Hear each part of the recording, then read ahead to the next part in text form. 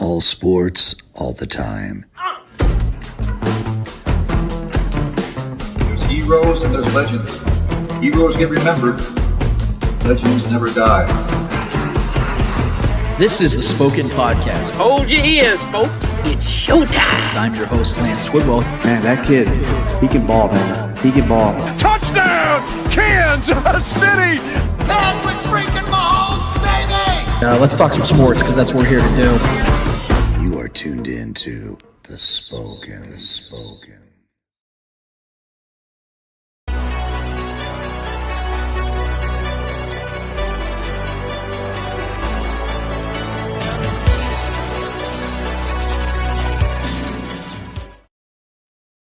Ho, ho, ho, motherfuckers. This is the Spoken Podcast, episode 295. That is correct. I'm your host, Lance Twidwell, here inside the Stargate Media Studios with none other than just myself. Trevor wishes you all the best, but that man is a busy guy. He's got a life. I don't. That's why I'm here, and that's why he's not. But you guys, I'm sure, are more than happy to hang out with me on this Friday night. It's very weird because it's the first night we used to do this show way back in the day when it was just a podcast. Me, myself, Eddie Ortiz. I just said myself twice. Eddie Ortiz and Trevor Twidwell used to do this on Friday nights and pre-record the show and then send it out as soon as possible. Then we said, you know what? Saturdays sound better. We get to sleep. We get to start our weekends off and get to hang out with you guys, do a live stream. And that's what we've been doing for the last couple of years, and it's been working out wonderfully. But because of the fact that the Chiefs are playing on a Saturday, we had to adjust. And I'm sure you guys are okay with adjusting with us. Whether you were live streaming, podcasting, or YouTube, we want to thank you so much for taking the time to be with us in this time because we have a great show. I am so stoked to talk to you guys. It's been a couple of weeks. I was so sick. I never get sick, but I was so sick this last week, and hopefully you guys can hear me. Let me know in the chat if you guys can hear me and see me well. Dustin Norton already in the chat. What up, Dustin? Good to have you in, brother. I know that you're a Saturday guy, but you're with us on a Friday. But I was so sick I could not speak. I literally woke up last Saturday, and this is how I sounded.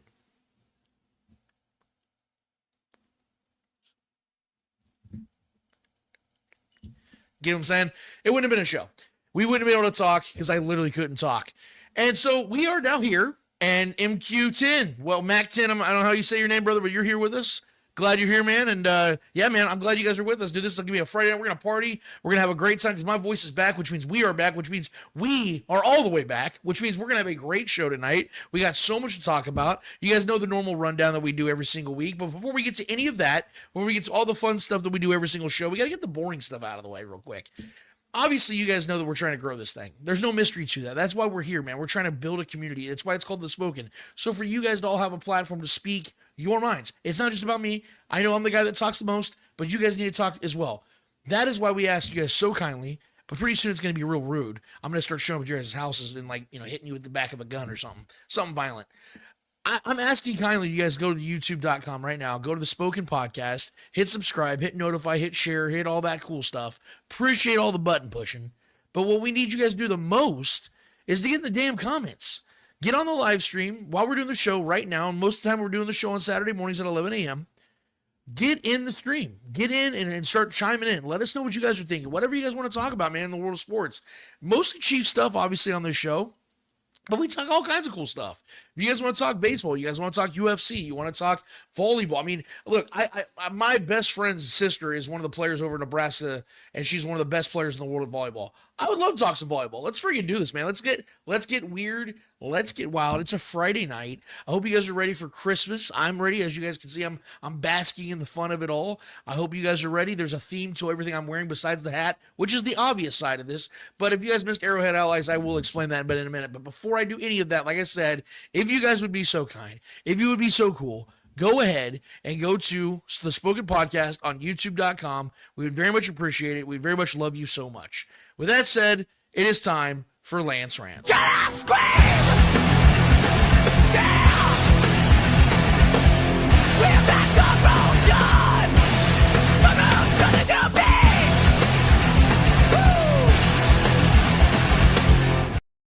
So we had an awesome show on Arrowhead Allies this Tuesday. I had a couple of guests, two legends, both in their own way. Legendary commentator, legendary speaker of sports, if you will, Mr. Frank Bull. He's in the Missouri Hall of Fame of sports talk. This guy is just a legend, a guy I've adored since I was a child. I consider him a friend, good dude. He was on the show, had some great conversation with him. We also had a former Chief and Sean White. I'm sure you guys remember him back in the early mid 2010s. Fun guy to be around, fun guy to talk to, great football, just mind. Guys, it's fun to talk to. Great conversation with him as well. We had a fun show, man. And the thing that I did is I showed up to the show like this. This is an actual robe. I went and got myself a robe. I've never had a robe before. And I said, you know what? It's time for Lance to I deserve some luxury in this life. So I went and got myself a nice little luxurious robe. And this is emerald green, my favorite color. And it's very silky. It's very smooth. It hugs me back. It comforts me at night. And I wanted to wear it on the damn show. So on Tuesday, I showed up. Clint, Noah, Shane, they had no idea that was what I was doing. So you had no idea that's what I was doing tonight. And that's what we're doing tonight. I'm wearing my robe. I had a pipe with me last time. I don't have my pipe tonight. I just felt that was a little unnecessary for a Friday night because we need to, I got a drink here. It's non-alcoholic. But if you guys have a drink up. Have fun with me. I'm wearing my glasses as well because, guys, I'm relaxed. I'm really, really relaxed. We're gonna criticize the Chiefs for a minute, but I want to set the precedent tonight by letting you guys know that I'm relaxed, and so should you be when it comes to this team moving forward. We can sit here and we can talk about the things that are happening in a microscopic level. We can talk about those things, but the macro is where we need to be relaxed. The big picture is where we need to be relaxed. We can break down the left tackle position. We can break down the wide receiver position, how Pat Mahomes is playing right now. We can talk about all these things. But when it comes to this team getting into the postseason, you need to feel like I do. And I'm not trying to tell you guys how to feel, but at the same time, I kind of am, because that's where we need to be. Because at this point, I think this team deserves the benefit of the doubt when it comes to where they're headed. Where they're at right now may not be fun. Just like last season, it wasn't fun to watch this team play football, but we saw them lock in when the postseason came around. And if they can get through that, I think they can literally get through anything. That was about as tough a road as anyone has ever had, literally in the history of NFL postseason. Not just with the lack of weapons they had offensively, but literally the road they went through. I think they had, 3 of the top scoring offenses and 2 of the top 3 defenses they faced in the postseason. I don't think that's ever happened in the history of the postseason, especially when you go on the road, no less. And the Chiefs still found a way to do it. Now, I'm not saying that because they did that they're exempt of any, like I said, criticism or questioning. No, we will do that in like 30 seconds. But I want you guys to understand the theme here of what we're doing here at the Spoken, what we're doing here at Arrowhead Allies. I want us to be relaxed when it comes to where we're heading here in Kansas City, when it comes to the Chiefs and when it comes to the postseason. Because I know everyone is so engaged and enthralled and just obsessed with the Bills and the Ravens and all these new teams just kind of, flutter amongst the Chiefs, and everyone just thinks that this is the next team to take over, and it's the same song and dance every damn time. I'm here to let you guys know that's exactly how this is going to go again this year. But with that said, I do want to briefly address what took place in that Chiefs-Browns game, because it needs to be addressed, because I think that Andy Reid and I think Patrick Mahomes were both very reckless in this game. I think that Andy Reid had a game plan, and his game plan was he wanted to get the passing game going. He wanted to get a bounce because he knew Hollywood Brown was coming back, and so he wanted to kind of get the offense in rhythm, and so Hollywood Brown could walk into a rhythm, and I understand that. But see, the game went a little bit differently than I think Andy Reid initially anticipated. What had happened was Jameis Winston's been playing some good football, but we also know that Jameis Winston is prone to throw turnovers. And I'm not so sure that Andy Reid expected his defense to play as great as they did in this game. And let me say, the Chiefs' defense was great in this game. This is maybe the best game they've had all season, if not in the last 7 weeks, if not more.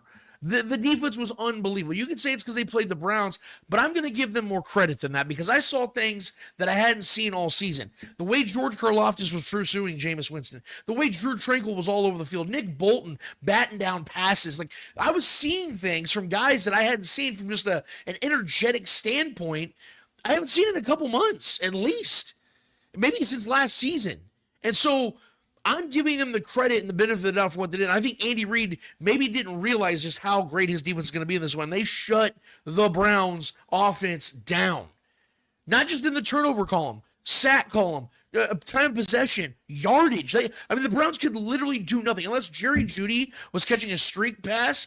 There was nothing to be had on that. Jerome Ford finally had that 68-yard rush, but that was about it all game that the Browns got of the Chiefs defense. So we got to credit them for what they did first and foremost.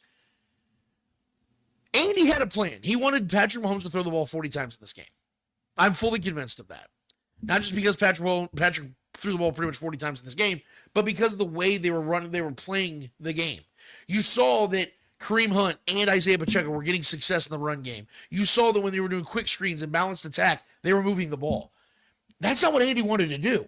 And he pretty much confirmed this in the post game. And I wish I could give him credit for who the reporter was. But the reporter straight up asked Andy, why were you still throwing the ball when you were up 21-0 and 21-7 against a team that just could not move the ball against you, against an inferior opponent that you could just move off of and just, kind of just do what Andy normally does, which is just kind of, all right, let's get out of here and let's get healthy. Why did you still put Patrick in harm's way? And what Andy essentially said was, we got to get the pass game going. This is why I always go back to the same reference that I go back to every single time something like this happens. The Chiefs played chess while everyone else plays checkers, guys. Andy Reid knows that for this team to three-peat, it's going to have to be a very unique run. It can't be like any of their own previous runs. It's got to be different than the other times. They got to handle week to week differently than any other team's ever done it, because no other team has had to do or has been able to do what the Chiefs are hoping to do. This is why the record this year and where the Chiefs are at 13-1 is more important than it's ever been before. Because there's so much more context to why they're 13-1 than any other year. Because let's be real, there were probably some teams that played better football in previous years in Patrick Mahomes' career that didn't have the same record or a better record than what they have right now. But this team just find ways to win. They just find ways to win games. So there's so much context to them being 13-1 than another team in the past being 12-5. And Andy was clearly experimenting in this game because he was that confident they were going to win this game. But I think he realized that Spags had things going really well for him and his unit. And it felt very discombobulated. It didn't make sense that they were still throwing the ball that late in the game and putting Patrick in that position. Because as we know, guys, the Chiefs have had the worst left tackle position and situation in the NFL this year. It's not close. It's really not close. There's bad teams in the NFL right now that are doing circles around the Chiefs at left tackle right now. It's that bad. The Chiefs don't have a true left tackle outside of an injured DJ Humphries right now. And they put Joe Thuney out there, which I hate. I despise it, but I would rather that at this point than Wanyas Morass being out there because he's just not straight. He's straight up not a left tackle. And neither is Joe Thuney, but Joe Thuney is actually a talent. He's actually good at football. So that was why they put him out there. And I think Joe did as good as he could. He ended up giving 10 pressures. But when you're facing a Hall of Famer like Myles Garrett in the prime of his powers, that's going to tend to happen. And I don't blame Joe Thuney for poking him in the eye. Kidding. I don't think he meant to do it, but it did happen. The point is, yes, Patrick did not get sacked, but Patrick was getting his ass destroyed in this game. And I'll be honest with you guys, and this might sound like an unpopular opinion because I always tend to have the back of 15. But I think a lot of it was self-inflicted. I think Patrick put himself in a position here where he was getting himself hit, especially later in the game. When he got folded like a blanket, I was mad at Andy first, but I was also mad at Patrick because I felt like there were some plays where Patrick was holding on to the ball too damn long, trying to create plays too damn far down the field, where he's not been making any connections all season long, instead of just finding the money and just getting out. Even if you get a 3 and out, like I said, you have a comfortable lead. The Browns aren't doing anything offensively, and we just live to see another day. Because as we all know, postseason is what matters most. But Andy Reid was hell-bent and determined to put his quarterback in that position, and the Chiefs really did luck out. Because as we do know, it is confirmed by multiple sources, nationally and locally, that Patrick Mahomes is going to start against the Texans this week. But we were this close from not having Patrick Mahomes this week and not having Patrick Mahomes for the rest of the season. That's not hyperbole. That's not me being dramatic. Believe it or not, with a get up. That is factual. Patrick Mahomes could have gotten severely injured in this game multiple times. And it's been a collection of abuse that Patrick has been taking.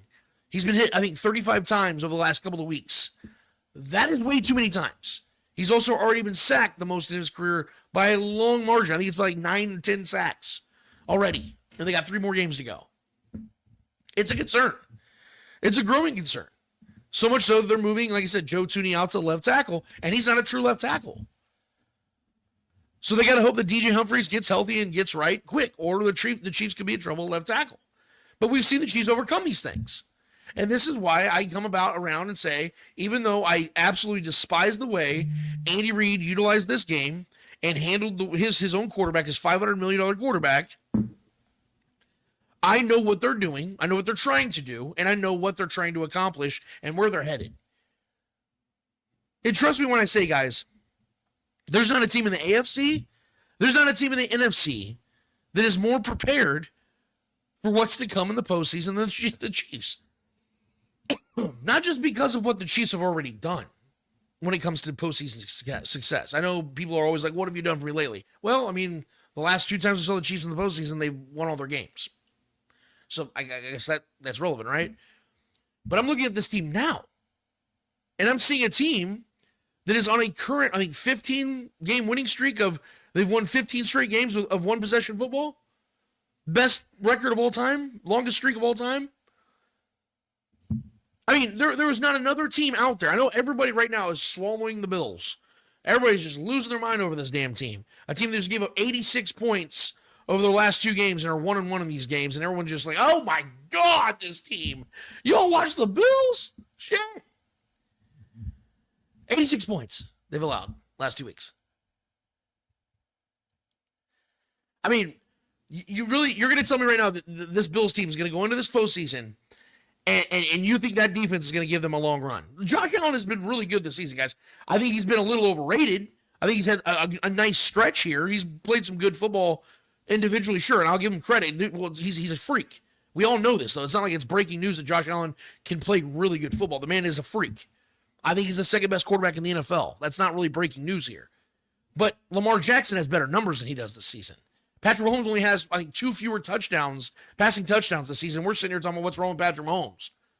So, I mean, we can sit here and talk about the Bills, but let's have a truthful conversation about the Bills. Let's have a truthful conversation about the Steelers. Let's have a truthful conversation about the Ravens. Let's talk about any other team out there that you would consider or deem a contender in the AFC side in particular, and tell me that that team is more well-constructed and more ready for what's to come in the postseason than the Kansas City Chiefs. This is why I have such a problem with guys like Rex Ryan and Adam Shine and any of these other dipshits that want to sit here and talk about how the Chiefs are a one-and-done team just waiting to happen, or they're the most overrated 13-1 team ever, whatever you guys want to talk about. Name the team that's going to beat them. Put your money where your mouth is. Name the team. Tell me the team that's going to take them out and when they're going to take them out. Because I keep hearing Jimmy Johnson whenever he's not fishing. Yeah, well, you know, God darn it, I see the Chiefs. They're probably going to lose first game in postseason. You know, I'm hearing these guys say these things. But I want to know when and where and who's going to do it. It's easy for me to sit here and say that, oh, yeah, dude, you know what? This team's not a contender. They're going to lose the playoffs. But who do I think in the matchup's going to do it? If you're that confident that the Chiefs can't get it done, that they won't three-peat, that they won't be back in the dance for a 3rd consecutive year, tell me who's doing it. But see, that's the problem. No one wants to do that. Because no one really is actually that confident that when it comes to the brass tacks of things, when it comes to the postseason, that anyone's really going to take the Chiefs down. It's just that everybody's kind of hoping it happens. We're seeing the memes. Those memes don't just come out. I mean, I know AI is like super scary now and it makes its own shit. And Chat GPT or whatever that's called, like it can like literally write novels now. It's kind of terrifying shit. But we know that humans still make memes. And we know that there's a human out there that makes these memes like the Super Bowl we're all hoping for. And it's like the Lions and the Bills. Because people are tired of seeing the Chiefs dominate. We now fully understand what Patriots fans went through. I remember, man. I remember being a kid and God, I'm so sick of the Patriots, man. This thing's rigged for them. I used to say that stuff because it just felt better. It felt like it made sense. Because there's no way a team can just keep dominating the way they have. Now, the difference between the Chiefs and the Patriots obviously are the Patriots actually did cheat. The Chiefs are doing this legitimately. The point I'm trying to make, though, is that these games are still having to be won by men. They still got to go out there and execute. And people are sick of seeing Patrick Mahomes rip the hearts out of several fan bases every single damn year. And what he did this last year was about as savage as it gets. You know, you have this cool, fun Dolphins team with Tyreek Hill coming back to town, and they end up being frozen tuna on that field, and the Chiefs just clap them cheeks. And then they go up to Buffalo, and everyone's talking about, oh, this is Buffalo's chance. Josh Allen finally gets Patrick in his house, and the Chiefs beat him. And it's, oh, well, the Ravens have the best defense in the NFL, and Lamar Jackson just won a second MVP. This is the year. They have to go up to Baltimore now. And the Chiefs scored a touchdown on the first drive and never trailed in the game and won the damn game with MVS as like their best receiver in the game. And then the Super Bowl happens. And then we know what happens in that game as well. Brock Purdy's the darling, and the Niners have the second best defense in the NFL. And, you know, it's the time for the Niners to get their revenge. And the Chiefs have a walk-off touchdown. I mean, honestly, tell me in the chat if I'm wrong here. But would it not shock you guys if the same type of storylines happen all over again? Like, is it not more likely in your mind that that's how it's going to go than some other unforeseen situation? Because this is how it's been now for 6 years. This is how this team has handled things for 6 years. I'm not making any of this up. The Chiefs have won 15 postseason games since 2018. That was 6 years ago. The Chiefs are winning over 2 postseason games a year in the last 6 seasons. Think about what we're living in, guys. You guys remember growing up in the 90s. I'm a late 90s, early 2000s kid. You know what I mean? Like my first real memories was Marty Ball. And then as I was getting a little bit older, kind of in my pubescent years, if you will, when I became like a young teenager, that's when Trent Green and the guys were around. And it was exciting. And that's why I fell in love with offensive lines. That's why I love building strong offensive lines, because I remember Will Shields and Brian Waters and Casey Wigman and Willie freaking Rofe, John Tate. I remember those guys, man. Like those guys protected Trent Green. And as Patrick is getting older, he's going to need an offensive line like that. Now, they have the infrastructure on the inside, but there's a lot of questions going down, guys, this offseason that we're going to have to talk about. Is Joe Thuney going to come back? If the Chiefs three-peat, does he retire with his 5 rings? Trey Smith, he's about to get paid. Are the Chiefs going to be the ones that pay him? Does Kingsley Sulamatea move to guard? And, there's a lot of questions the Chiefs have here, but the question we do not have is whether this team is mentally, emotionally, and physically prepared to win the Super Bowl or not. Because they 100% are. And if you don't think they are, tell me the team right now that's more prepared to do it. I'd love to hear it. And I'd love to hear the reasoning. Because none of these other teams, quarterbacks, head coach, quarterback duos, can say that they've done the things the Chiefs have done. Not even close. That's why Brady and Belichick always got the benefit of the doubt. Because they always had the advantage. Did they always win? No. But they won 6 damn Super Bowls together. No other head coach, quarterback duo can say that. They did what no one else ever could. And this is why I never put limitations on Andy Reid and Patrick Mahomes. For one, Andy Reid wants to coach for another 6 years. He signed through 2029, so he's going nowhere. So we got to stop talking about that. But at one point, Shula and Montana, they were the standard at one point. Like there was always the guys that, from yesteryear. And then Brady and Belichick came over and just kind of wrecked shop. They just kind of took over. No one thought a quarterback would win more than 4 Super Bowls. Brady won 7. Eventually somebody comes along and does what no one else before him did. And that's what Patrick Mahomes is doing, and that's what Patrick Mahomes is going to do. This is why I've been confident in the man since day one. When he hit the ground running, I'm like, this guy's just different. He's going to do things that no one else has ever done, and he has, and he continues to. So while we're sitting here wondering what the hell's wrong with him and why this team isn't scoring points, trust me, guys, I stress myself out. I do the same thing on Sundays, but I have to constantly remind myself. We see the big picture. We know the macro to the micro. We know what this team's going to be come January. What are we worried about? If, like I said, if last season was a success, if they were able to win that Super Bowl that way, how the hell are they not winning it this year? The only thing that's going to keep the Chiefs away from winning the Super Bowl this year is injuries and their own self-inflicted wounds on the football field. But as we both know, and as we all know here, you can't control injuries. So maybe that is a possibility. But realistically, do we really have any thought that the Chiefs are going to go out there and not be ready and not be prepared and not be sharp in a postseason game with this coaching staff and that quarterback, knowing who's leading the way? to me, guys, this is why I'm wearing the robe, baby. This is why I'm wearing the glasses, wearing the shades, because I feel that comfortable, I'm that chilled out, I'm that ready for what's to come, and I hope you guys are as well. All right, we need to talk about this matchup this week because, please, if you guys can, flood the chat as much as you can with your questions. I'll get to all of them and speak it, I promise you that. But keep dropping your comments. They are showing in the comments. Have your guys' own side conversations. Do what you guys do. You guys are always been great, and I really appreciate that. You guys are what make this show great. Hold on real quick because I get myself a libation. I'm telling you, man. Not having Trevor is a different thing, man. I'm telling you, not having somebody bounce the questions and takes off of it's a very different thing. But I love this, man, because it's just us hanging out and we have a blast every single time. So I hope you guys are enjoying this as much as I am because I'm really excited about this game. And the biggest reason why isn't just because I believe that the Chiefs are going to be the victors in this one. I'm very confident the Chiefs are going to beat the Texans. I'm just going to get that out of the way. I'm going to bury the lead there. The Texans are a good but not great team. I think they're actually a pretty mediocre team. I think they benefit off playing in probably the worst overall division in the AFC. The Colts are a team I was high on, but they've been a disappointment. We obviously know the Jaguars have been absolutely ass. The Titans have a good defense, but overall are just not a good team. Brian Callahan, he just hasn't shown me anything as a head coach. I just don't know what he really is. Will Levis, I mean, he's sucking mayonnaise on the sidelines. The dude's not a good quarterback. The Texans have really benefited off of that, of a pretty light schedule. That's not really what I want to talk about here. I want to talk about all the conversations from the national level down about Patrick Mahomes and what the Chiefs should be doing with him leading into this game. Again, we all saw the injury. We all saw him getting hobbled off the field, against the Browns this last week. And we know that the Chiefs have 3 games in an 11-day stretch, which to me, healthy or unhealthy, that's unfair. I totally disagree with what the NFL has done to them and the Ravens and Steelers and other teams that have had to do this. Totally unfair.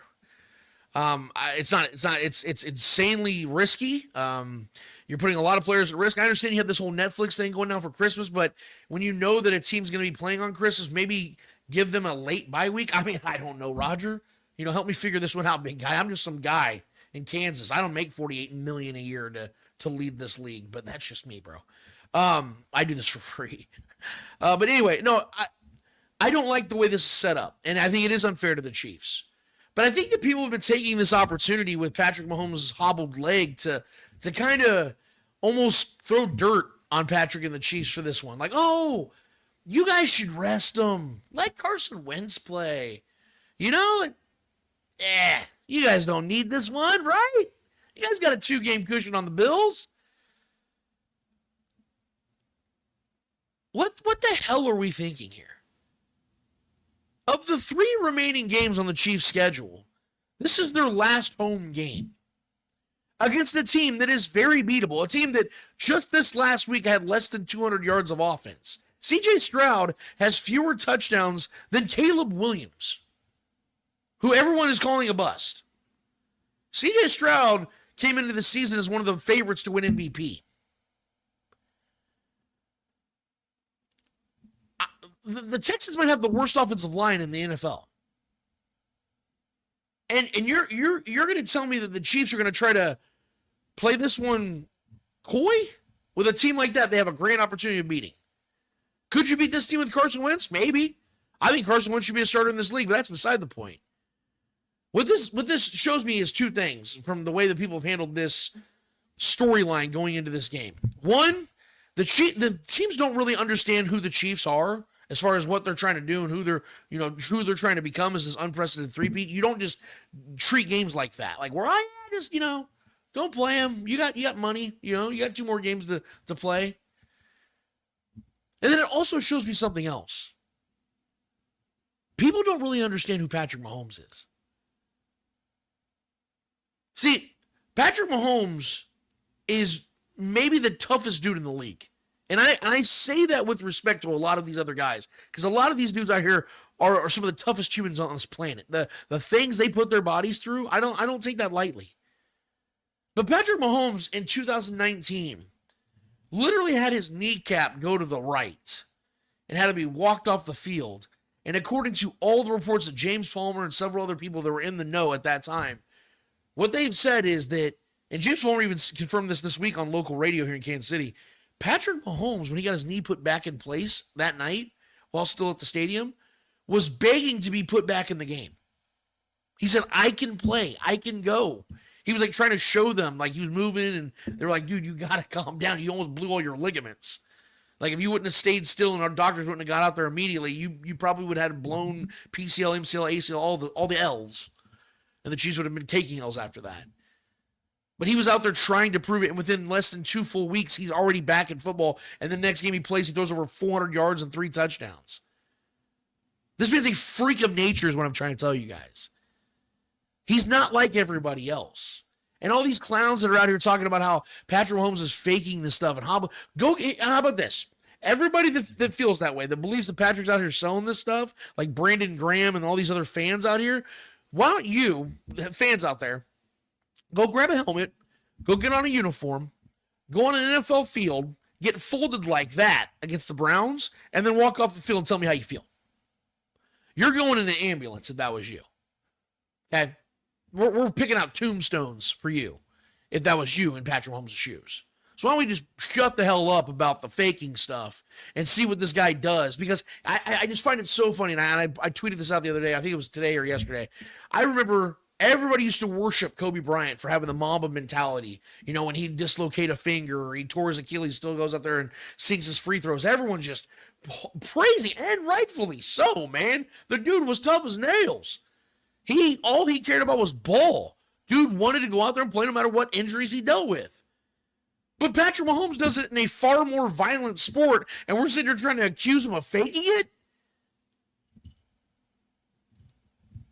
It's wild to me, man. It's truly baffling to me that that's the conversation. But I don't want to give that too much credence.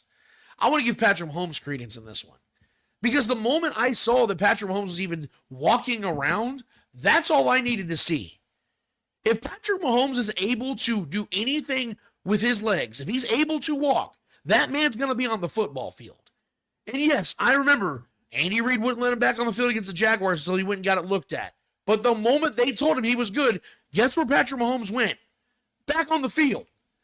That's how it goes, guys. That's who this guy is. He's not just that freak talent that does the things he does when he's healthy.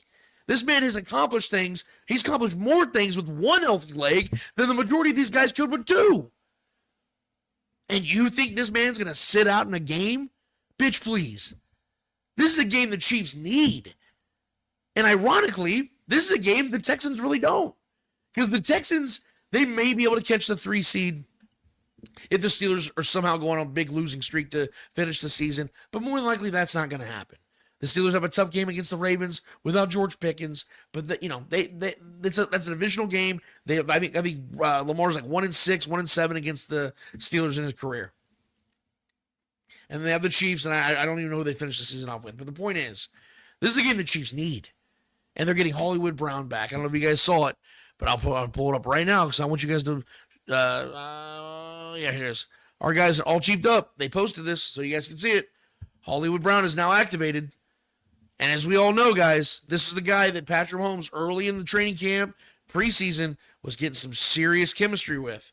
Obviously, he already built it with Rashee. Travis Kelce, them have the go-to-go connection. Xavier Worthy was the rookie. They were going to ease him in. Hollywood Brown was going to be that guy that I think Patrick was going to go to a lot this year. And unfortunately, they didn't get to have that full season together. But I am expecting them to get a rhythm together come this next week. I don't know how much Hollywood Brown's going to play. But you have to understand, guys, that there was no way in hell Patrick was going to, knowing all that, knowing that Hollywood Brown's coming back, knowing that Chiefs need this win, that he was going to be like, you know what, I probably could play, but you know what, let Carson go play. This man is too much of a competitor. Eric Bieniemy called it best. He's a competitive prick. He takes things personal. And I promise you guys, this man is taking a lot of things personal. And I know one thing in particular that he's taking personal is a little clip that came out this week from a guy. It honestly escapes me the guy's name because I really have no idea who the hell this man is. Oh, Tim Settle Jr. Yeah, this is Tim Settle Jr. this week when he talks about this matchup with the Chiefs and Patrick Mahomes. Pat's a little banged up, so I don't know if he's going to play or not. But I hope he's mobile enough because we coming in Arrowhead. You guys plan to get after that? Yeah, for sure. Pat better make a good decision. I ain't making no threats. I'm making promises.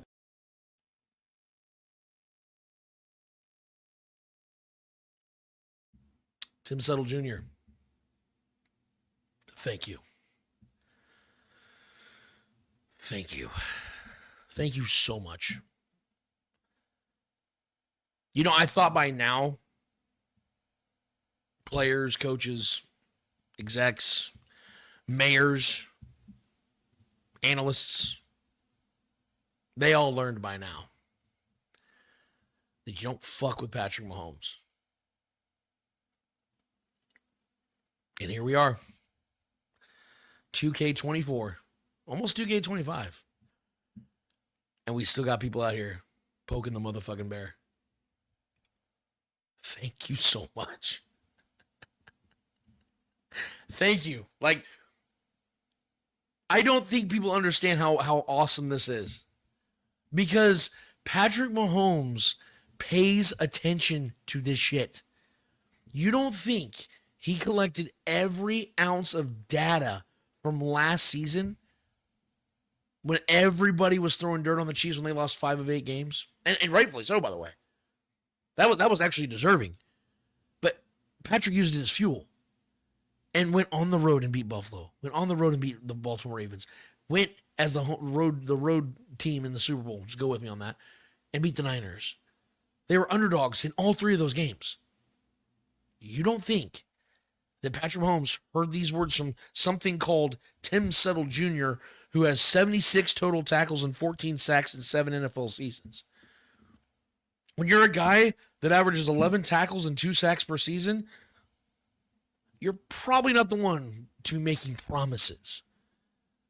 Now, and to the Texans' credit, they actually do have a couple good players. Not Tim Settle, of course, but Will Anderson Jr., Danielle Hunter.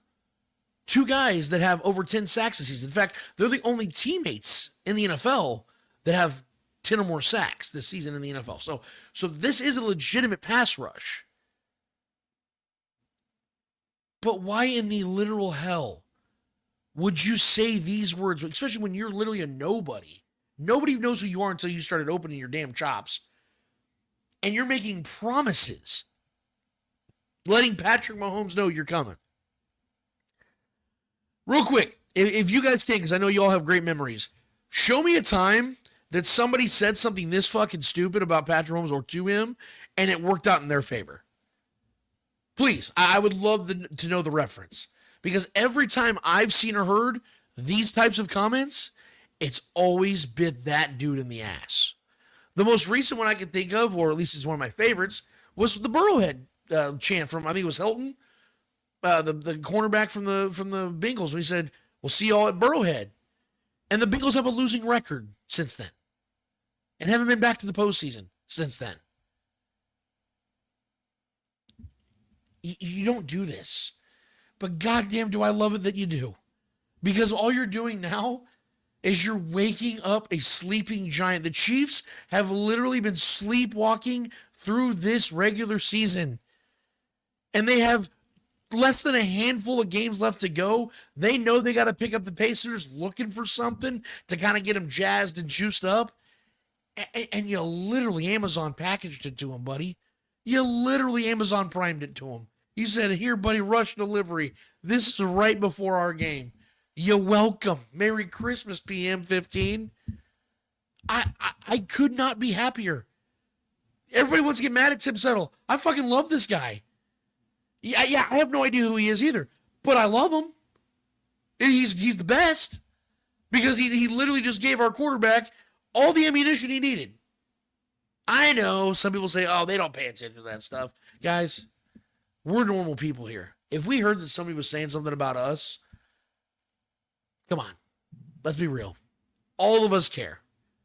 Imagine being a world famous athlete, being talked down from a D-list actor. Dermot Mulroney's over here talking shit on Matt Damon. You're like, what? Who was that? You have to ask him to turn around so you can see the back of your jersey just to see what your last name is. Guys, I mean, Michael Jordan, we all love to gloss about Michael Jordan and the chips on his shoulder, right? And how he always found that edge. I mean, that man used to make up beef to find an edge between him and players. Patrick Mahomes was like, bet. I didn't even have to go and find it. You served it to me on a hot ass platter. Thank you. A noon game. Chiefs are going to be sitting at home, 13-1, ready to take on this game. It's been like a 5-point swing since they found out Patrick Mahomes is playing. And they got Texas dudes out here talking shit. It couldn't be any better. The Chiefs are going to win this game. They're going to win this game. And, I've been back and forth on what the score is going to be.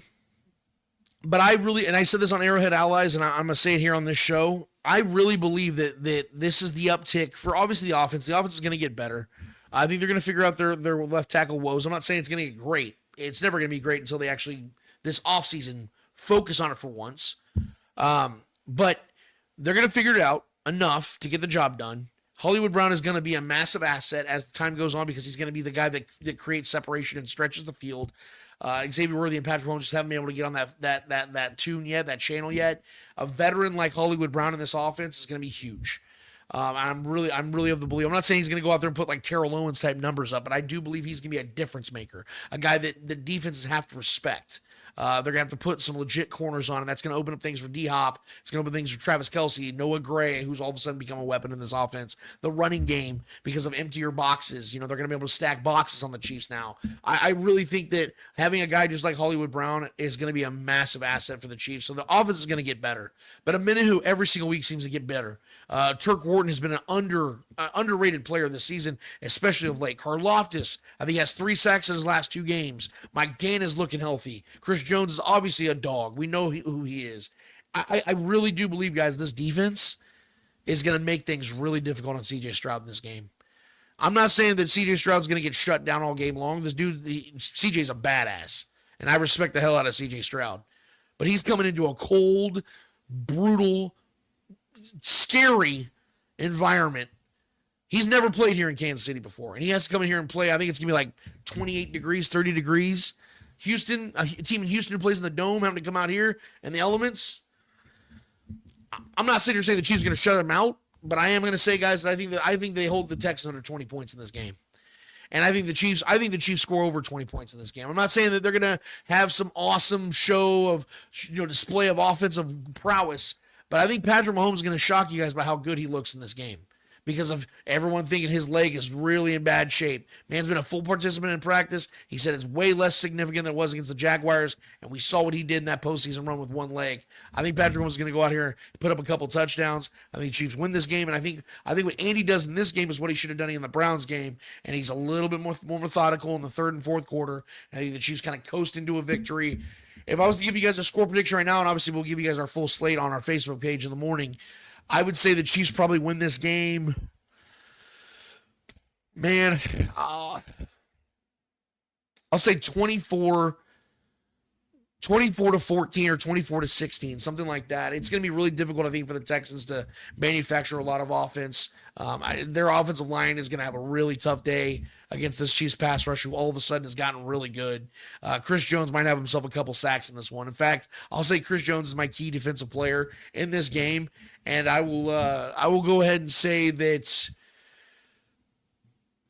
you know what? I think it's going to be one of the others again this week that makes a big player who scores another touchdown in this one against the Texans. I'm going to say Samaje Perine scores a touchdown in this game. He's going to be a guy in the red zone. And there's another factor I want you guys to know about the Texans defense. They're really good at getting to the quarterback. I think they average like 3 sacks a game. They're like second in the league. But their defense is really bad in the red zone. I think they're like 4th or 5th worst red zone defense in the league. They give up touchdowns on 65% of red zone drives. So this is a chance for the Chiefs to really capitalize. And I've noticed that Samaje has really been given opportunities on third downs. Now we know Pacheco and Kareem Hunt will get the majority of the bulk, of the carries and the responsibilities out of the running back room. But Samaje has been really effective in third downs, and he's been able to convert third downs. I think there's going to be a play in the red zone, like on a 3rd and goal, where Samaje gets the ball and gets a touchdown. So I'm going to say, obviously the one of the GOATs, Chris Jones, an obvious one, plays a real factor on the defensive side of this game. but I do think that 𝚂𝙿𝙾𝙺𝙴 is my pick to be a difference maker on the offensive side. So that's where I stand on it right now. You guys let me know in the comments who your guys' difference makers are, your score predictions, all that stuff. But now we need to get to you guys and speak it. Let's get to some comments here, man. So our guy Ray 28 says CJ can be roughed up too. Just saying. That's what I'm saying. I definitely agree. I think the Chiefs defensive front's going to get after him. I actually think Spags is going to send some exotic blitzes because CJ's never seen this defense before, so it's going to be really difficult for him to do that. Our guy James T. Kirk 24-0. God damn, that'd be great. I would very much love that because I mean that the Chiefs have an easygoing night. Ray again. CJ hasn't faced this defense either. That's pretty much what I'm saying. Julia Gulia, I don't think CJ is ready for the crowd noise. That's another factor. This is going to be new to him because when you play against AFC South teams, I mean, I'm not dissing those fan bases, guys. But let's be real, man. That's SEC country. It's not pro football down there, man. That they're really worried about. CJ doesn't see a lot of that. So, John Harrison, 27-17. It's a good score prediction. I like that. Ray back at it with a 31-21. Chiefs. Chiefs 65 TB trap, 23-13-10. Carl Shepard is going to be the ref in this one, so I get that. Let's start at the top here though, because I know you guys had some questions I think earlier on the show. Our guy John Harrison had a comment. One major point I want to emphasize: I've heard a lot about the Texans pass rush having 45 sacks. They've given up 46 sacks. They've had issues in protection all year. See. That is where I think this game is going to be determined. That's why I feel very confident about this game because I think the Chiefs have the coaching staff to know what they got going on. Because even though Patrick got banged up against the Browns, him not getting sacked in that game is a really good indication that the Chiefs are starting to find something in their protection. Because again, the Browns, they're not a great team, but they have one of the greatest pass rushers in the history of the NFL coming after Patrick, and he wasn't getting to Patrick. So that's a good indication, in my opinion. And I like where that's headed. Minahu is about to go the hell off. Our guy Dustin Orton, I can see it, man. Minahu has really impressed me. Really impressed me. Let's see, Dustin Orton. What else is he saying? Can we talk about that fact that the Bengals playoff appearance is dependent on the Chiefs? Yeah, let me go ahead. I'm glad you brought that up. So if you guys don't know, despite how bad the Bengals have been, they still have an actual shot of making the playoffs. That's how bad the AFC has been this year. Now, what the Bengals have to do is they have to win out. This is how I know it. They have to win out. The Broncos have to lose to the Chiefs in Week 18, and I think like the Dolphins and Colts have to lose like one more game. So the Dolphins and Colts have a pretty easy slate down the final 2-3 games, so they may run the table here. So it might end up coming down to the Chiefs and the Broncos. Now, here's the thing. If the Chiefs do beat the Texans and then they beat the Steelers next on Wednesday, the Chiefs would have literally nothing to play for because they would clinch, no matter what the Bills do, they would clinch the 1 seed. Which means that there's a really good chance that, at least for a majority of that game against the Broncos, the Chiefs could and probably would rest key starters. Which means that the Broncos would probably find a way to win that game. And because of that, that would eliminate the Bengals out of playoff contention. Look, I'm not saying that the Chiefs would do the Broncos any favors, but I do believe the Chiefs would definitely exercise some gamesmanship. If they knew, let's say Andy Reid was on that sideline Week 18, and it's a 10-7 game, right? And they're trailing the Broncos 10-7. And they know they're not going to be playing their starters in the second half. And they know that if the Broncos win this game, the Bengals are out. No matter how bad the Bengals defense has been this year, you better believe the Chiefs have a certain level of healthy respect for Joe Burrow and those weapons he has over there in Cincinnati. And the wars they've had in the postseason. And quite frankly, in the regular season. I would like to believe that Andy Reid would do what he can to make sure that the Bengals don't get in the postseason. Because not that the Bengals are some team that could go and make a big run.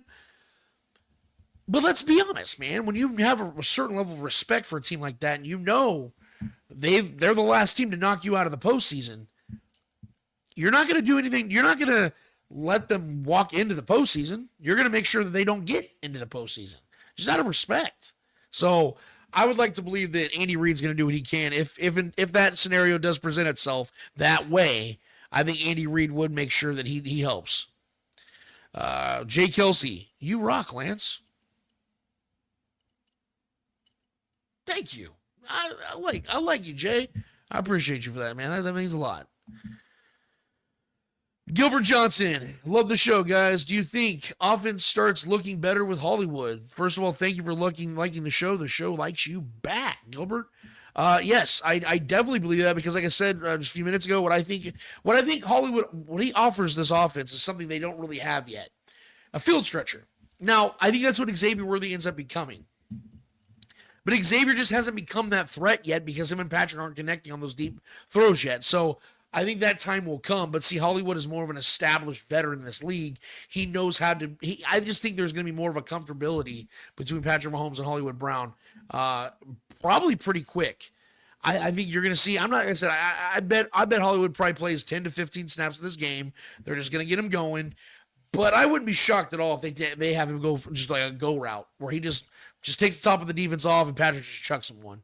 Just to see what happens. You know, we've seen them do that with Xavier. I just don't see why they wouldn't even try that with Hollywood. Just to let him get his legs going and just let Patrick just air one out. I can definitely see that happen probably earlier in the game. So, yes, I think just his presence alone is going to help the offense because it's going to make defense have to game plan, probably have to play a little more cover two, which means they're going to have to take a linebacker off the field, which means the running game is going to benefit, which means Travis Kelce and D-Hop will benefit off it more. So I like the idea of Hollywood Brown being in this offense a lot, man. Let's see, Julia Gulia back at it. She goes, love the show, Lance. Can Tooney save us one more game? Julia, we love you as well. Thank you so much always for being here. It means the absolute world to us when you hang out with us, man. You make the show better. Can Tooney save them for another game? Yes. I'm fully confident in whatever Tooney has to do. Tooney's just one of those guys that if you plug him in, he's going to do his best. He's going to do his damnedest. He's just one of those lunch pail dudes. I know it's a cliche, but Joe, that's what he is. Of course his name's Joe.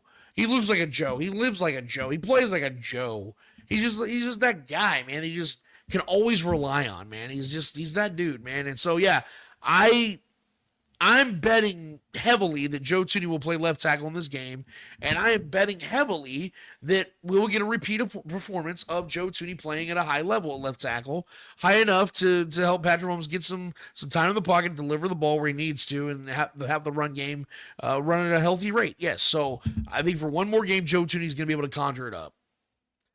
Julie Gooley again in my best McGregor voice. Who the fuck is that guy? Exactly. Let's see here. Yeah, I'm assuming you guys were talking about Tim Settle. Yeah, that's what I said when I first saw it as well. I was like, kiddo, man, that's not how you want to get your name out there, man. But it does make sense because from what I heard, he did play with the Bills for like the last couple of years. So, when you get spankings by daddy, you probably don't like him that much. So I get it. Little Timmy doesn't like daddy. Chiefs fan in Colorado. Let's fucking go. They keep the flapping their gums, talking shit. It's just going to fuel Patty Mahomes to set them straight. Eat them straight. I was like, oh, no. Set them straight. Yes, definitely agree with you on that one as well, brother. That's just fuel the fire, and that's why we all need to be excited about it. Let's see here. Jabronis never learn. 100% agree. Chiefs in Colorado. They are jabronis, man. And I love it. Keep the jabronis around, bro. Like, I post a lot of people on Twitter, a lot of nonsense that I see and hear, and people think it's because it makes me mad. No. It makes me happy because I know how this team is, and I know how they react to this stuff. If I knew that like Patrick Mahomes was one of those mentally weak type quarterbacks, I'm like, gosh dang it, man, I hope he doesn't hear about this because that's going to get in his head. I don't know if he's going to be able to handle it. But because I know that Patrick loves the villain role, he loves going on that's why I've always said, guys, I feel more comfortable with the Chiefs on the road than at home games. Because at home, at least in the regular season, the Chiefs get kind of lax. You guys ever notice like they kind of like, it looks like they're just trying to show off and just kind of flaunt and do their thing. And sometimes they just get a little lackadaisical at home. And that's why I think, if I'm not mistaken, they've lost more home games than road games over the last several years. Business trips, for some reason, with this team just seem to work. They like going on the road, man, and shutting that crowd up. They like going on the road and beating teams. And if I'm not mistaken, I'm pretty sure Patrick Mahomes has the exact same record on the road in his career that he has at home. You know how insane that is to think about? Because I think Patrick has like 23 or 24 total losses. And I think like literally it's like 12 and 13 lost home and road losses. Like, it's insane how consistent this dude is on the road or at home. It doesn't even matter. Now, when it comes to postseason, you want to have home games because you don't want to have to travel, and you obviously want that first round bye. That's everything for this team, especially with the early bye that they had. I think it was week 6. So let's see here. You guys have any more comments for me? Any more questions? Let's see here. Enrique got in here. Hello. Yeah, Enrique, good to see you, my brother. Let's see. Put that back up there. Michael Maldonado.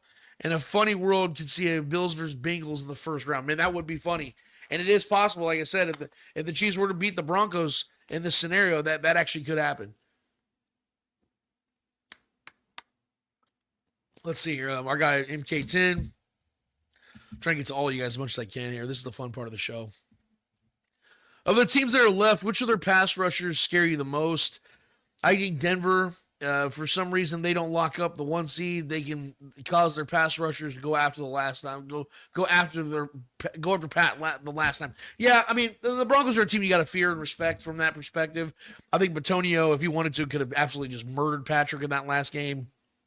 When Wanye was getting destroyed, they threw Kingsley in there that last minute. That was an ugly scene. I'm not so sure that would happen the second time around, but you'd have to really game plan for it. The guy I don't want to see, and again, it's not because I fear this team. They have a horrible defense, but I just really hate seeing Trey Hendrickson on the same field as Patrick Mahomes and the Bengals. Like, that dude, he is so great.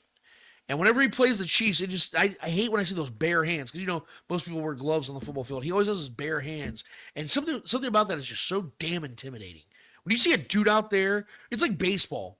When you see a dude up there going to the plate and he has no gloves on, he has these bare hands. Like, what are you, from the 1920s? That's scary shit. So Hendrickson, he's like this damn throwback. He's a man's man. He's terrifying as hell. He's like 6'5", 287.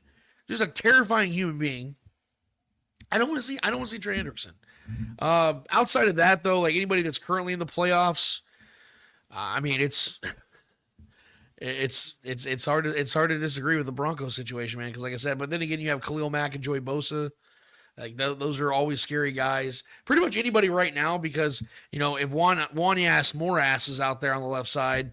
I mean, I can go out there and do a little shimmy like this, and he'd get shook to the right, and I'd go over there and get Patrick. So it's terrifying any way you look at it right now, man. So hopefully DJ Humphries gets healthy quick. James D. Kirk. I don't want the Bengals in, but I think Burrow beats the Bills and they sneak in. Thoughts? I think the matchup is really good because of the fact that I know that Bengals offense would hang 50 on that Bills defense. This is what I keep trying to tell you guys. The Bills offense is really good. I mean, I think they have 8 or 9 straight games of scoring 30 points. It's almost an NFL record if I'm not mistaken. But their defense is equally as bad. And the thing about Sean McDermott's defense is they are almost always in zone. And I don't understand it. I understand zone defenses in today's NFL is always a good thing to have. But, man, you got to have man-to-man coverage every once in a while. And McDermott loves to play in zone. And what happens is you get guys that are always – Jamar Chase just eats zones up. You have T. Higgins. You got Gesicki. Like, they have really, really, really good players, man, in that offense. Chase Brown out of the backfield, who's like the second coming of Austin Eckler. Like, look, I would probably pick the Bills to squeak that one out. But that one would be like 45-41. Like, Joe Burrow would destroy that Bills defense. I mean, it'd be hilarious, though, if they did pull that victory off. But Chief KT, do you think the cold could play a factor for Houston? Yeah, I do. And look, I'm gonna not go on a tangent here, but I want to get your guys' thoughts on this because I voiced this on Twitter the other day when I was watching. Oh God, what game was that? It was the. Oh man, what game was that? Oh, was it the Rams game? Yeah, it was the Rams-Niners game. When there was no touchdowns. It was like 12-6 or whatever. It was a horrible game. And the Rams won and everything, which was fine. But I'm watching this downpour just totally wrecking both these teams' game plans. They can't throw the ball. You know, guys are sliding all over the field. And I'm like, Yeah, the NFL is too big of a brand now. Like in the 60s, 70s, and 80s, like, yeah, this was like a charming aspect of the game when it was still like becoming something. But this league is so commercialized now, and the product is so much paid attention. I mean, it's by far the biggest sporting brand in this country, and they're expanding into all of these other countries. I feel that elements are only hurting the game now. I know, guys. Oh, it's a man's game, man. Stop being a pussy. Guys, listen. Honestly, I love snow games. I love rain games. I think it's fun as hell. But can we all have a real conversation here for a second? The shit sucks. And that Rams-Niners game was one of the biggest games of the season. That had serious playoff implications. And there were 0 touchdowns. And you can say, well, that could happen anyway. Yeah, no. Because the Rams the week before put up 44 freaking points. Like, I think they would have scored 1 touchdown if that was a dry game in a dome or a retractable roof. That is why I believe every stadium, every NFL stadium should have at least a retractable roof. So that way, if it's snowing its ass off, if it's raining its ass off, if there's a weather delay, you don't really got to worry about it.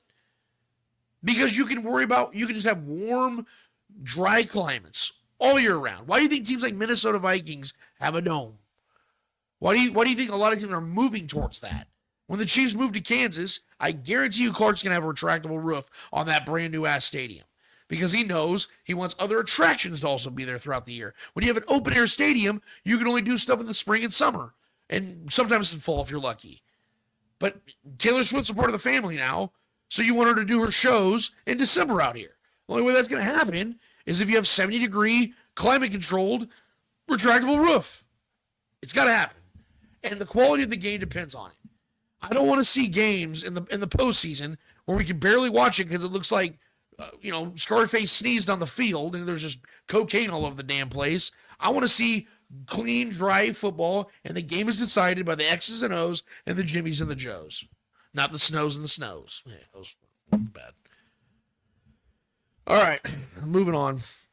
James T. Kirk, Trey Hendrickson is a free agent this next year. Chiefs keep Charles Minhu or go after Trey Hendrickson. I think Trey Hendrickson is the kind of guy that's going to be out of the Chiefs market, both for age and money. If I'm not mistaken, I think Trey Hendrickson's 30 now. The Chiefs aren't usually in the market for guys at that age. They're usually around 28 and down. And wherever Trey goes, he's going to make 25 plus. Chiefs are not spending that kind of money on a pass rusher, at least not in my opinion. Charles Minhu, maybe they bring him back because he would probably be on a lower rate, or if somebody wants to give him the Super Bowl tax, that's fine. But Charles Minhu, I think, has played 9 total games for the Chiefs. Like I would like to have him back, but he's also been kind of unreliable himself. John Harrison, since he has a bad record, but since Buffalo and Detroit are all the same. Great offenses, bad defenses, similar to 2018 Chiefs. Yes, I definitely think the Bills and the Bengals are a lot like the 2018 Chiefs. The only difference is Patrick Mahomes could lead a bad defense to the AFC Championship. We'll see where Josh Allen goes. We know Joe Burrow more likely is going to lead his team to the postseason. That's a big knock on him. When it comes to the Lions, I feel bad for them. Not that I really thought I didn't have them in the Super Bowl originally, but I did have them 12-5 and winning their division because they have a great offense, but let's be real, man, that team just got snake bitten by injuries. I mean, they've lost not just several defensive players, like all their best ones. Like Aiden Hutchinson alone, man, that guy was on his way to having like a 25 sack season. He was going to break the record. I had him as defensive player of the year, and I was going to nail that, but he broke his freaking leg. That poor team, man. I mean, they've lost so many damn good players to injuries on both sides of the ball, quite frankly. I think they have like 15 or 16 players on IR. That's just insane. I think the Lions are a little different than the other two because the Bengals and Bills are mostly healthy, and they suck. Or at least the Bengals do. Chiefs fan of Colorado should play at Ohio State. He may have a little cold. Yeah, I mean, that's fair.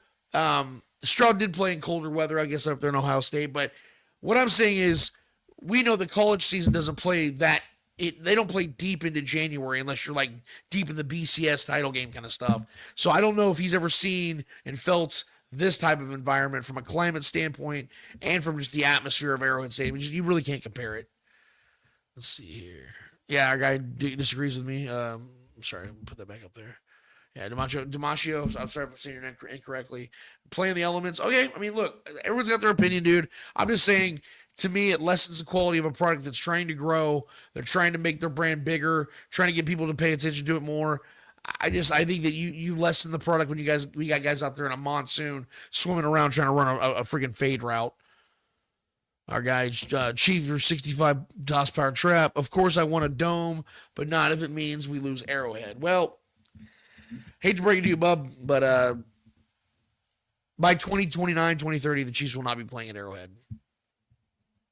So, Missouri had their chance. I don't want to go too deep into this conversation again, but for those of you in Jackson County or those of you in Missouri that were hoping to keep the team, that vote down was the death nail. Clark is 100% going to be moving the team. I get it. I understand that it's not going to be, it's not the same. I get it, guys. I grew up going to Arrowhead. I still go to Arrowhead. It's an incredible environment. It's the best sporting environment in the world, in my opinion. Definitely biased, but I definitely do believe that, though. It will be a different vibe at the next stadium, but I am very confident because it's in the same metro with the same people. I'm confident that the tailgate experience is going to be great, and I'm very confident the crowd's going to be great. I'm very confident it's going to be awesome altogether, and to be honest with you guys, it's time for this city and this team to get up with the times. They've been very behind. They're ultra traditional, but with Patrick Mahomes and the winning ways of this team, it's pushing them now into a direction that maybe they weren't comfortable with initially, but now with all the attention this team is garnering, they have to. I mean, guys, you remember before Patrick Mahomes took over, y'all remember those ugly ass yellow or orange chairs they had at Arrowhead, and you know why those chairs were there, right? Because the Hunt family got a discount on them. They didn't even match the damn stadium. They didn't care. But then they start winning and getting AFC championships and then go to the Super Bowl. And then what do you know? Clark heavily invests in those nice, dark, cherry red seats that just totally took a stadium to the next level. And now is trying to either fix up the stadium that his father built or move on. And Jackson County voted it down significantly, dominating-wise. And now he's like, all right, bet. I gave you guys a chance. We could have renovated this place. Didn't really want to because it's not marketable around here to build things around it.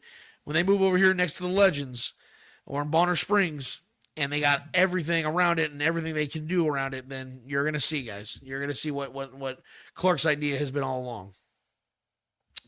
What else we got here? Our guy, John Harrison back. Detroit has 22 players on IR and 13 gone for the year. Crazy. Yeah, see, I knew it was high. I said 15 as a guesstimation because that's what I was hearing on TV. But yeah, 22 is just absolutely ridiculous, my man.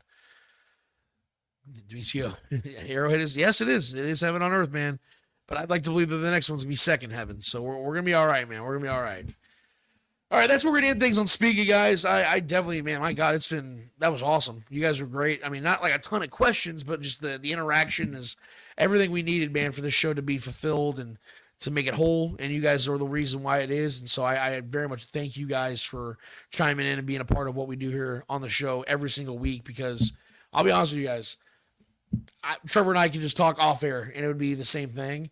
We do this because we want to be a part of your guys' lives.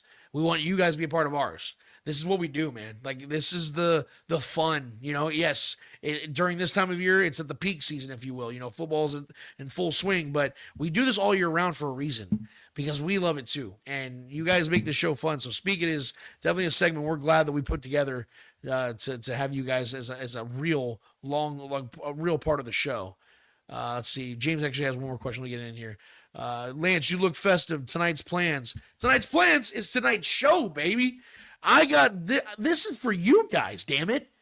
I don't just wake up like this. This takes time. This is the equivalence of a man putting on makeup. And I did this for y'all. Y'all are the reason I'm doing this. I ain't got no plans. When this show's over, I'm going to sleep. I'm going to go to the dream state, babe. I got to get ready for this game tomorrow. But I had to get ready for y'all. And y'all are the reason I feel like a rush hour right now. Y'all. Yeah. This is why I'm doing this. So this is for you, brother. This is for all you guys. Enjoy it. Should have some like techno playing right now. Regardless, enjoy. This is why. So I'm relaxed, man. I'm feeling good about these things. Look, Chiefs aren't playing fun football. We haven't been having fun the last couple of years. But God damn it, they won the Super Bowl back-to-back years, and they're 13-1 right now. I'm liking where they're heading, guys. And so otherwise, you guys know me. I ain't afraid to criticize the team. I ain't afraid to criticize the Chiefs. They start playing like shit and it costs them games. You better believe I'm the first one to speak up. So we're having fun though, guys, regardless. Thank you guys for all the questions, takes, comments, concerns. You guys are the absolute best. Love you guys so much. It is time for one more order of business, and it is called Hold and Sell. Each and every episode, we finish off every single episode with a series of L's in the world of sports, regardless if those L's in the world of sports are friendly or not so friendly L's in the world of sports. We promise you, who's ever holding those L's in the world of sports deserve those L's in the world of sports. And first and foremost, guys, before we get to any L's, I want to do this real quick. I want to pay homage to somebody, and this is a very serious thing. We know that PTSD is a real thing. We know that mental health and things like that are a real problem for a lot of people. And that hit home very close to the Chiefs with a guy that they were very high on in the 2020 draft, so much so they took him with the 32nd overall pick. A man by the name of Clyde Edwards-Helaire. Now we can sit here and we can talk about his career and whether he lived up to the hype or not or whatever the case is, but there's a couple factors at play here. And one is Clyde helped this team win multiple Super Bowl championships. He played his role. It may not have been as dynamic, but he was a guy that played his role. And another factor is that Clyde Edwards-Helaire is one of the most beloved guys in that locker room. The unfortunate side about this whole thing, though, is that this is a business. And the Chiefs had to make a business move this week, and unfortunately, they had to officially part ways with Clyde Edwards-Helaire. This is his tweet to Chiefs Kingdom. Maybe you can put it up right here. So he said, "Love you, KC. A family I didn't know I needed. Y'all made a kid from Baton Rouge dreams come true. To Chiefs Kingdom, it's all love, and the support I had in troubling times will forever be unmatched from you guys. With love, Clydro." I love that guy. Because he is in my opinion, a representation of everything that is good in this world. He was a guy that came out of the slums, like you said, of Baton Rouge, saw some shit growing up. Undersized dude, he's 5'7", 5'8", maybe. And made his way to LSU, was one of the more pivotal players on a championship team with Joe Burrow and Jamar Chase and Justin Jefferson, and got himself drafted in the first damn round from the team that just won the Super Bowl. And has had himself a 5-6 year career. Now, I don't know what's going to happen from this point on, whether Clyde continues to play or not. I mean, hell, there's even a chance that maybe next season, a couple injuries happen here or there, the Chiefs go out and re-sign him. Who knows? All I do know is this man's been through some hell. Physically, emotionally, mentally. And he's made it out on the other side. And whether, again, he lived up to his draft stock or not, this man is an absolute success. Both on the field and off of it. Travis Kelce's also called him multiple times. His nickname is Good Brother Clyde. Him and Travis are like best of friends. Clyde is very close to Patrick Mahomes, the key figures in this team. There's a reason why guys like Clyde Edwards-Helaire and McCole Hardman and other guys like that continue to find themselves on this roster. It isn't just because they have talent. It's because of the fact that they're beloved men. And you got to have those guys on this team. You got to have glue guys. And Clyde was a glue guy. I hate to see him go. I understand the business side of things. They had to, open up a roster spot. But whatever happens and wherever Clyde goes from here on out, I wish that man nothing but success, nothing but health, and nothing but happiness in his pursuit, man. And I just, I love his story, man. I really do. And he gives a lot of people out there that have dealt with PTSD, dealt with mental health disorders. He gives a lot of people out there hope. And, he definitely motivates me and encourages me to be the best version I can be, man, because I haven't gone through things like he has. So when I sit here and bitch about my life or bitch about things I go through, I think about people like Clyde, and I realize that I'm being a bitch and I need to step my game up and do better because he's doing better. And if he can do better, then I know my ass can. So W goes out to Clyde, man. W goes out to what he's done, his legacy he leaves behind. And he's such a young guy. He's got so much life ahead of him, dude. I hope he kicks ass in whatever he does. And if he wants to continue to play football, I hope he lands on his feet And I hope he can continue to run with those feet, man, because he's got talent. He does. And I wish him the best. But you know that we don't end these shows on W's. We're going to end these shows on L's. And I'm going to warn you guys, this L is going to be a little unpopular, I think, around some of you guys. And you know what? That's okay with me. Because I do one thing on this show, and you guys know it. I tell the truth. I have kept my mouth shut about this whole Chiefs-aholic thing for a very good reason. It's because I am somebody that struggles to play a part in, I'm just going to say it, glorifying a felon, a criminal, somebody that threatened the lives of innocent people, all in the name of clout. I was at a store tonight before we did this show. I was picking up some last minute gifts. And I heard this woman walk in the store and ask the guy at the register if they had any more Chiefs-aholic masks.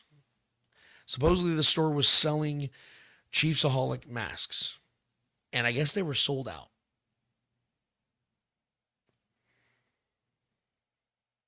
And I really sat here and thought for a second, are we really making this man into some sort of, like, I don't even know what the word is. Are we making him into like this cool figure? Like, what do you call this guy? There's this whole documentary out that I refuse to watch because I think what this does is this sets a very, very scary precedent for somebody else that might be watching this that's 12, 13, 14 years old that may have had the same upbringing that Xavier Babadar had and thinks, oh, well, yeah, he's in prison right now, but he's cool. And Chiefs fans really like him.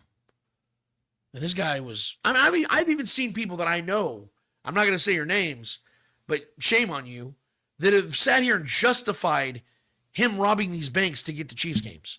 Because that shows his loyalty to this team. Do you not understand how fucking stupid that sounds?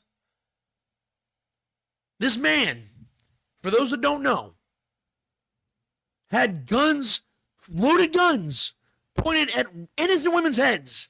And if I'm not mistaken, from what I've read, and again, I've tried to stay away from the story as much as possible, because I was never a fan of him to begin with, he had a loaded gun to the back of a woman's head who was pregnant. That's not someone I'm going to glorify. That's not someone I'm going to praise. So this whole cult following, this story they're clearly using to get money out of this situation, and seeing his dipshit lawyer trying to turn him into some like folklore hero, to me it's embarrassing. I think what it does is it takes away from how awesome this time is as a Chiefs fan. That we're giving credence to this absolute buffoon, this absolute moron, this felon who was a Chiefs fan who came out of nowhere and started robbing banks and putting people's lives at risk just so he can maintain this image. We're giving this man credence. We're giving him a platform. It's pathetic. There's so many other more deserving people out there that are in this fan base alone that should be hailed and praised. I know them personally. I could name them right now. How about Lynn Weirdwolf? That dude has been nothing but class since I was a child. Why doesn't that guy get a documentary? How about Froman? Worked at Hy-Vee all these years. One of the most charitable, nicest human beings I've ever met in my life. How about all the sweet ladies, man, that show up to all the tailgates and are giving away food and giving away, all the stuff they have. All these charity drives they've done. I remember Deb Detweiler. Rest her, man. I miss that lady every day. There have been some good, and there are some really good people in this fan base that don't get an eighth of that attention. It's because we glorify negativity. And I fucking hate it, man.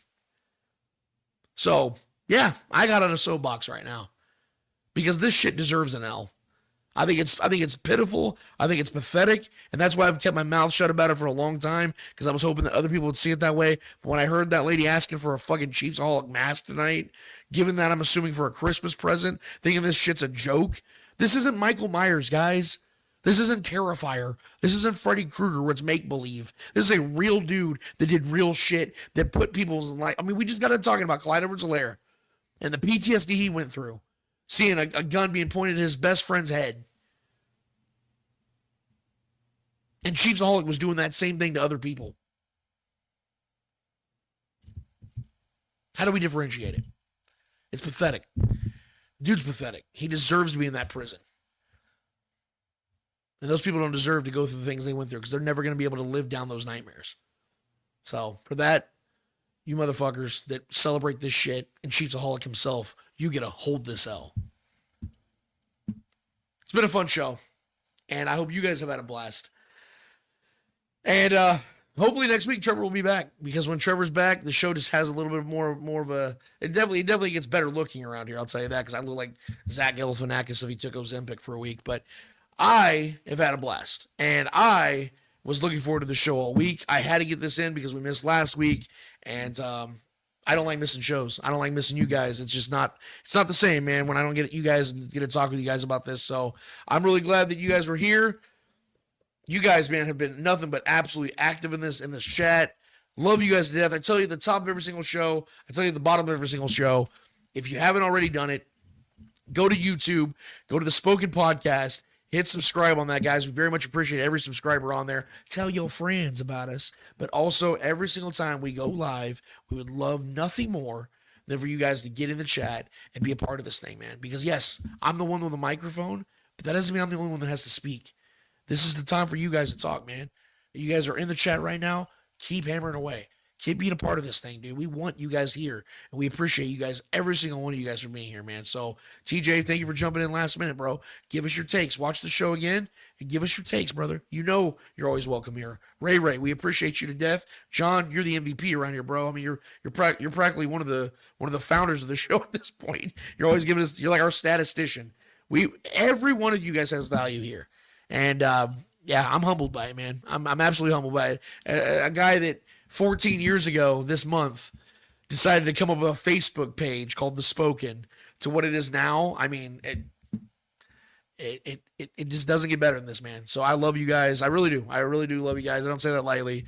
You guys are family to us, man. And we very much appreciate you guys. I speak for Trevor when I say that.